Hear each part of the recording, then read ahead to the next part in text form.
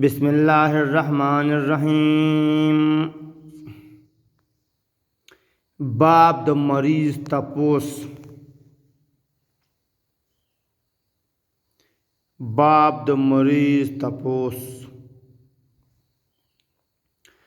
حضرت برا بن عازب رضی اللہ تعالی عنہما بیان کوي چې رسول الله صلی الله علیه و آله وسلم با مونږ ته د مریض د پوښتنې د مړي د جنازې سره د تلو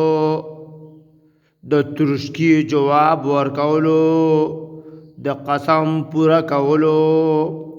او د سلام خورولو د مظلوم مدد کولو خوراک تا درا بللو یعنی دعوت قبلولو حکم کړی دی. دا حدیث بخاری او مسلم نقل کړی دی. په یو بل روایت کې د ابي هريره رضی الله تعالی عنہ بیان کوي چې رسول الله صلی الله علیه و آله وسلم فرمایل یو مسلمان باندې د بل مسلمان 5 حقوق دي. نمبر 1 د سلام جواب ورکول. نمبر 2 د بیمار تپوس کول. دریم مړی جنازې سره تلل. څلورم دعوت قبلول. پنځم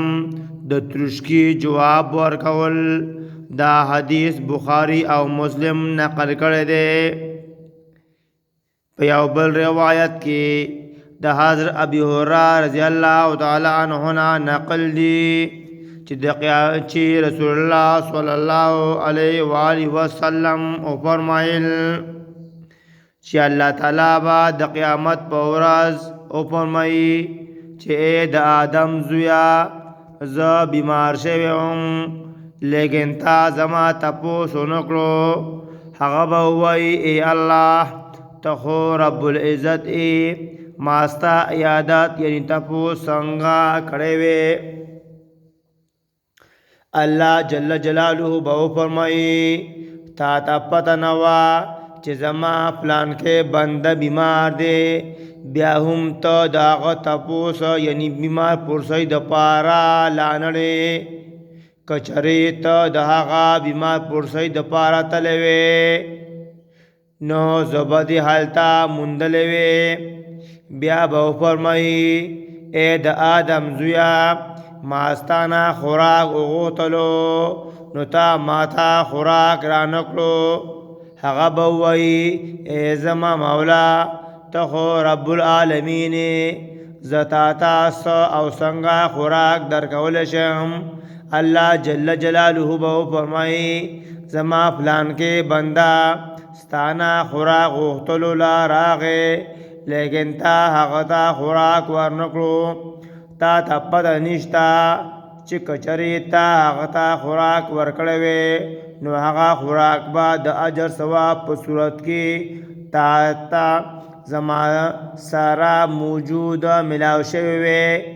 بیا به وفرمایي ای د آدم زویا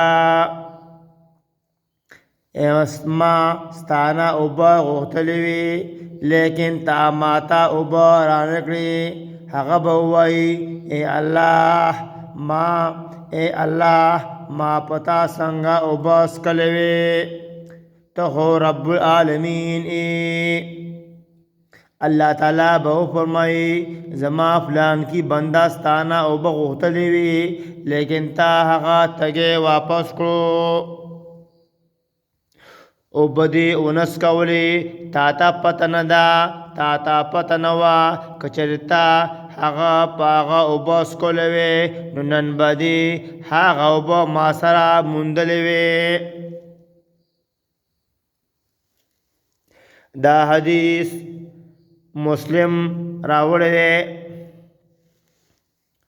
د حضرت ابو موسی اشعری رضی الله تعالی عنہ روایت ته چې رسول الله صلی الله علیه و آله وسلم فرمایل چې د مریض بیمار پرسې کوي بما پرسی کوي اوګ باندې خوراک خوروي او قیدیان خلاصوي دا حدیث بخاری او مسلم نقل کړی دی طاهر صوبان رضی الله تعالی عنہ بیان کوي چې نبی صلی الله علیه و آله وسلم فرمایل چې کله یو مسلمان د خپل روح بیمار پرسی لازي نو هغه واپسې پوره چې په هغه واپسې پوره په غرفه جنت کې اوسي صحابه کرامو عرض وکړو اے د الله رسوله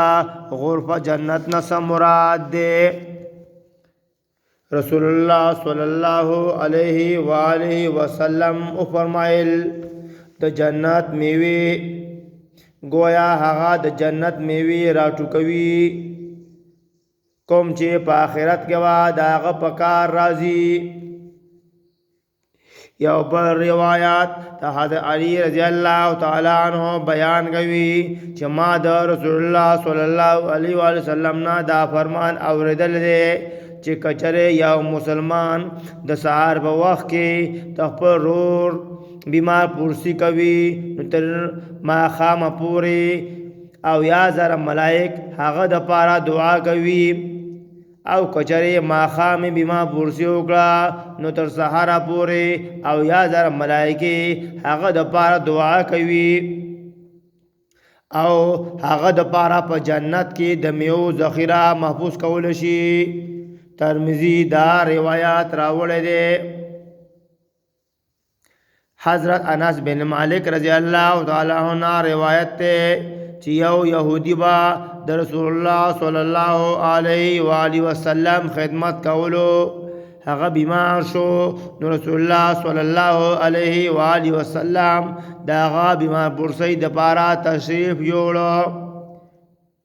داغه سارتا کېناستو او هغه ته نصیحت وکړو چې اسلام قبول کړه داغه پلارهم هلته ولاړو هغه د پلار طرف ته د تپوس په نظر او قتل پلار ویل زویا د ابوالقاسم یعنی د محمد صلی الله علیه و وسلم خبره اومنا نو هغه هم هغه وخت اسلام قبول کړو چې کله رسول الله صلی الله علیه و آله وسلم واپس شو نو دا غي په جبا دا کلمات جاریو چې دا الله شکر دې چاچی هغه هلک دور نه بچ کړو دا دویم باب په دویم باب کې هغه الفاظ په کوم الفاظ سره د سره بیمار د پاره دعا کول شي ام المؤمنین حضرت عائشہ رضی اللہ تعالی عنہ فرمائی کہ رسول اللہ صلی اللہ علیہ وآلہ وسلم دبا کلا چادس بیماری شکایت کولو یا با په هغه باندې ننکه یا زخمو نو نبی صلی اللہ علیہ وآلہ وسلم با خپلا گتا مبارکہ پزمکا داشان کی خدا سفیان بن نیا رضی اللہ تعالی عنہ د نبی صلی الله علیه و آله وسلم د عمل مبارک نقل وکړو او وی خدل چې نبی صلی الله علیه و آله وسلم خپل غتا پزمکا کې خدلا بیا دا پورته کلمات ویل یعنی دغه کلمات بسم الله تربت ارجنا بریقت بازونا یشفا به سقیمنا باذن ربنا دا حدیث متفق علیه یعنی بخاری مسلم راوړی دی یعنی یو بل دعا اللهم رب الناس اذهب بالبأس واشف انت الشافي لا شفاء الا شفاءك شفاء لا يغادر سقما